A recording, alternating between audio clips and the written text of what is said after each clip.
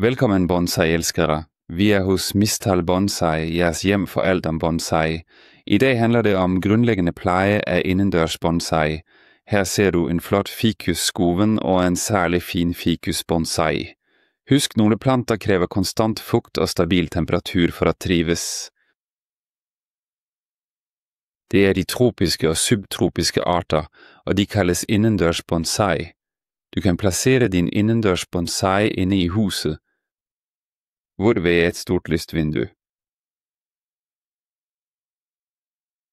Hold din bonsai væk fra varme kilder som fyr, tv eller aircondition, da varme og tør luft kan skade den.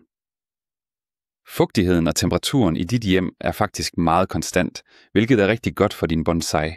Nu vil vi tale lidt mere om vandingsmetoden, som er super vigtig for, at din bonsai kan trives og være sund. Hvordan og hvornår man vander er virkelig vigtigt at forstå. Du kan sagtens bruge regnvand, hvis du har mulighed for det, men hvis ikke, så går det også rigtig fint med almindeligt vand. Det bedste er, at hvis du bruger almindeligt vand, så lader du det stå i en kande i cirka 48 timer, så klor og andre stoffer kan fordampe, før du vander din bonsai. Du kan hælde vandet i din vandkande først. Det er vigtigt, at du gør det forsigtigt, så du ikke spilder noget.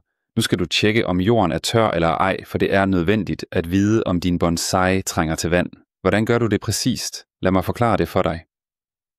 Sæt din finger i jorden og mærk efter. Her kan du se, at min finger er våd, så denne bonsai behøver ikke vand lige nu, fordi jorden allerede har nok fugtighed.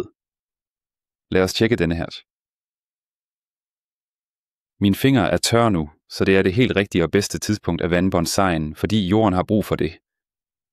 Tag din vandkande og begynd forsigtigt at vande bonsaien, så rødderne får pleje. Du skal vande hele overfladen grundigt og sørge for, at vandet trænger ordentligt ned i jorden. Hvornår stopper du? Når vandet begynder at løbe ud af hullerne i bunden af potten, er det et klart tegn på, at bonsaien har fået nok vand. Hvis du gør det på denne måde hver gang, vil din bonsai altid forblive sund og vokse smukt. Her hos Mesoal Bonsai har vi tålmodighed med bonsai, og vores træer har sjæl. Farvel.